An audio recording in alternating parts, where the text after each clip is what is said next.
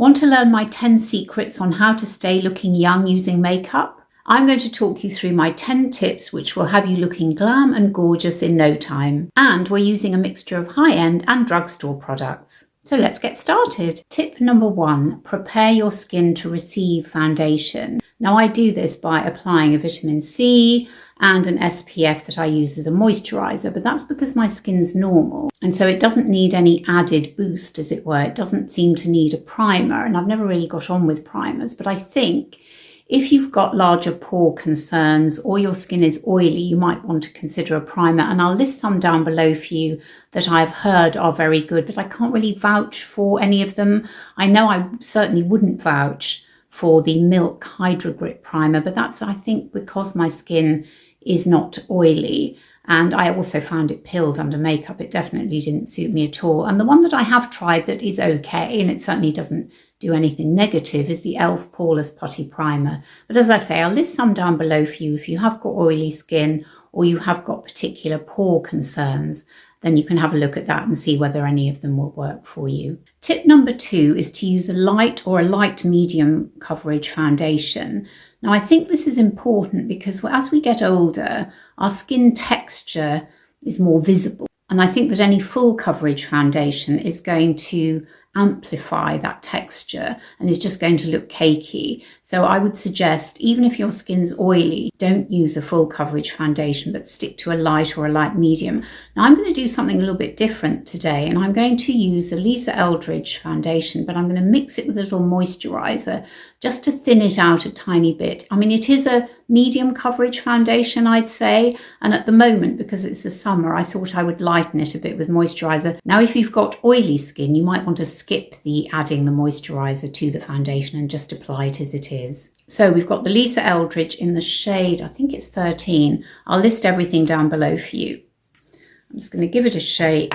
I find it much easier to apply anything like foundation or anything that comes from a jar or a bottle onto my hand before I apply it so that I can get the right amount. Now you can see I've just popped a bit of, actually let me just show you, I've just popped a bit of the CeraVe moisturising cream onto my hand as well. And I'm going to mix, actually there might be a bit too much, probably about, let's say about that much. And I'm going to mix the two together. There we go. And then I'm just going to apply. And then I'm going to get a sponge. And you can see the consistency is still very good. It's just not as runny as it might be. I don't actually find the Eldridge foundation all that runny. Now this is very slightly damp, but I'm just going to actually pick up the rest of the foundation from the back of my hand and I'm going to start applying it. Oh, I'm so glad that it's raining today because I've had the most horrendous hay fever. Oh my goodness, it's been bad. It really has. Now I'm being quite careful not to rub this area here or round here because that's why I do get dry patches. Right, let's just check that, see how it's looking. Well, I think that's given my skin a nice glow. It's covered some of the blemishes, but not all. It does look like my skin, but better. And there are no dry patches to be seen at all. So I'm really delighted with that application. Right, on to tip 3, and we're going to talk concealer now. And my tip is to use a concealer that is a shade or two lighter than your actual skin tone. Now, my current fave is the Revolution IRL concealer. And let me show you the shade. In fact, I'm going to show you how it differs in shade from the Eldridge, just to show you the difference. So you can see this is the concealer. So you can see this is the concealer and it's much lighter. I mean, it's more than a shade, probably lighter than the foundation, but that's going to brighten my under eye because my under eyes are a mixture of, well, I've had dark circles ever since I can remember. In fact, I do remember when I was 16 and I finally tried the original contact lenses, you know, those awfully hard ones that was so uncomfortable. And I put my lenses in, having been wearing glasses since I was 7, and was so shocked and upset to see these awful dark circles under my eyes. But those are the cards I was dealt, so what can you do? But of course now, not only do I have dark circles, but I also have redness, I also have discoloration and all of that. So I'm just trying to brighten the under eye. I'm never going to minimize the bags. I'm never going to minimize much of the discoloration, but I can do a little bit to brighten my eye, to brighten my under eye, and also it will help to brighten my actual eyes. So I'm going to pop a bit on the back of my hand, and then I'm going to pick it up, and I'm going to use my little finger, because I often find otherwise if I use my ring finger that I'm putting too much on. So let me come closer. I can show you what I'm doing. Just get a bit more. And then I'm going to take my other finger a bit more, pop it on the lid. Right, I'm now going to take my sponge. I'll just pick up the little bit that's left on here. I'm going to gently pat it, and that's going to brighten my under eye considerably on this very grey day. Okay, there we are. So that's the under eyes with concealer on. I'm just going to pop off camera now and put some powder under my eyes and on my lids, and then we'll be right back for tip number 4. Tip number 4 is to use a colour on your brows that is similar to the shade of hair around your face. And this is a tip I got from Andreea Ali, and I think it really does hold true. I think it's excellent, especially for women over 60, over 70, because I don't think heavy brows really suits us. I think unless you've got particularly strong features and strong hair colour, then I would shy away from heavy brows, because I think for us it's more about emphasising the eyes, which we'll come to a bit later. So I'm going to use this palette by Revolution, and we're going to go into this colour here, which is a lightish kind of like browny grey almost. I think that's going to work best for my brows. So let's apply a little bit, and I'll show you what I mean. Can you see? That is not that dissimilar. I mean, I know I've got a bit of grey going on here, but obviously I do colour my hair. But I suppose it's a kind of a minky colour, isn't it, really? It's kind of minky, would you say? There you go. So we've covered up the gaps and we've made it look very natural, I think. And we're not going to use a brow gel. I'm literally just going to fluff them up with this spoolie. And it kind of looks like we've gelled them, if you know what I mean.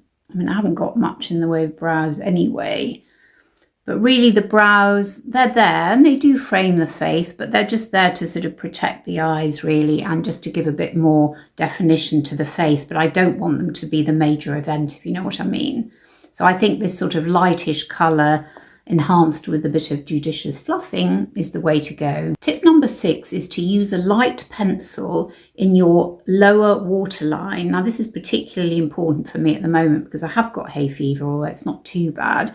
But it's not just if you've got hay fever or your eyes are looking a bit red. I just think it does help to make your eyes pop. And that's really what we need to do, I think, as we get older, because our features recede, our skin sags, our bones become more prominent, our noses become more prominent. I think if we can emphasize the eyes and maybe draw the eyes of other people away from the prominent bits that are there and there's nothing we can do about them, to the bits we want to make more prominent, then that's all to the good. So get your pencil. Now this is Kohl Kajal by, I think it's Maybelline. Oh no, it's Max Factor. Very reasonably priced from the drugstore. This is a kind of a cream colour. And I'm just going to apply it in my lower waterline, like so. You could use white, but I think probably a cream is maybe better. But it depends on your skin colour, what would suit you best. So that's done a little bit of extra brightening that we can all do with as we age. Right, tip number 6 is do emphasise your eyes with a dark eyeliner and dark mascara. I really do think that if you want to make your eyes the feature of your face, then the way to do that is to use a dark shadow close to your lashes and to use a black mascara or a dark brown mascara, because that way your eyes will pop and be the feature of your face, which I think is what we all want. Now it's not going to look harsh because we're going to use browns, and I'm going to use this NYX Ultimate palette. This is a new to me palette which I found recently on Amazon, and it's got some fantastic colours. They actually do another one that's got slightly cooler colours. This is the warmer one, which I think we're going to use today. And what I'm going to do just for a change is I'm not going to use an eyeliner. Or I'm not going to use an eye pencil. I'm just going to use powders just to show you the power of powders, if you like. And I'm not going to bother with an eyeshadow because we've already prepped our eyelids, as you can see. I've got the concealer on, as you know, and I've got the powder on the top. And I think that's enough. So we're just going to go with a kind of an eyeliner look using the powders. Now, to apply the eyeshadow, we're going to use a nice flat brush. It's not hard, it's quite soft, but it is very, very fine. And we're going to use this colour here. And we're going to apply this very close to our lashes.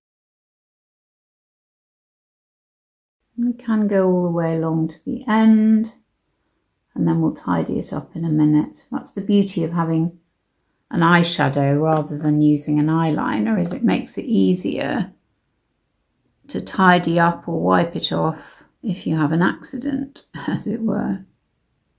Now let's just check and see if it needs tidying up. And it does, so I'm just going to get a cotton bud, just do a little judicious tidying here and there. Now I mentioned mascara for this tip, and we're going to use the Sky High Mascara by Maybelline. Now this is the non-waterproof, and I absolutely love it. And I do think it's important to wear black mascara. I mean, yes, at a pinch you could wear dark brown, but black is really where it's at, I would say. Right, eyes are done, and now we're on to tip number 7, which is apply blusher judiciously. So what do I mean by judiciously? Well, we've got to apply it in the right place, and we've got to apply just enough, but not too much. So let me show you what I mean. We're going to use the e.l.f. Primer Infused Shimmer Blush, which I bought last year, I think, or the year before. I tend to use this one in the summer for some reason, and I really do. I think it's because it's got that shimmer in it, and I really do like the colour. Let me actually swatch a bit for you just to show you. I know we're not really doing swatches in this video, but you can see that that is a beautiful colour, and it's it's a bit more peachy than I would normally wear. Now I'm going to use this really good angled brush by Sephora. Now we're going to apply it from around about here going up to here in a kind of a sweeping motion like this, starting here, so kind of starting in the middle of your eye line, as it were, so sort of here, so we're not coming too close to the nose. And then we're going to get a kabuki brush, and we're going to blend so that we don't have any marks, dividing lines, as it were. Now we're on to tip number 8, and that is to line your lips with a light coloured lip pencil. And the intention behind doing this is to create a larger, fuller lip. So I'm going to use this very reasonably priced pencil. I can't read it, but all the details will be down below for you. It was an Amazon find. We're going to start here. And as you can see, I'm just going over my natural lip line, just a little bit, like that. And for lipstick today, I'm going to use Lisa Eldridge's Sunday Matinee. Oh, I just love this so much. And see, I'm going to go where the lip liner is, like that. Tip number 9 is to use a lip gloss in the centre of your lips to make them extra pouty. I'm using this Versed lip oil, which I mentioned in a recent video, which I'll link down below for you. I'm just going to put it here, so not too much. And you can see it makes my lips even poutier than they were before. And no injectables have been used in the making of this video. And finally, tip number 10 is to use highlighter just on your cheekbones here and in your little Cupid's bow right there. So I'm going to use the Lisa Eldridge highlighter. I'm just going to pop a bit on the back of my hand, like so. And I'm just going to, with my little finger, take a tiny bit, because it is easy to overdo this, and just very, very carefully place a little bit here, and also just pick a bit more up, just a tiny bit here. Right, I've just tidied up my top lip because I think I'd overdone the highlighter a bit. But I think that looks a lot better, and it just shows you that less is more when you're applying makeup over 60. So there you have it. Those are my top 10 beauty secrets over 60. So let me know in the comments section below, what are your top 10 beauty secrets? I'm learning all the time, and I'll list down below for you in the info box my favourite YouTubers who inspire me every day. Now, if you can't get enough of me, and who can, you can sign up for my monthly newsletter, which is due out next Friday, the 7th of July. And the link will be in the info box below. Now in that I don't just share my beauty and fashion faves, but also music, books, theatre, film and all that good stuff. And thanks so much for watching. It means the absolute world to me. It really does. And I hope you're all doing really well. And I look forward to seeing you on my next video. Bye.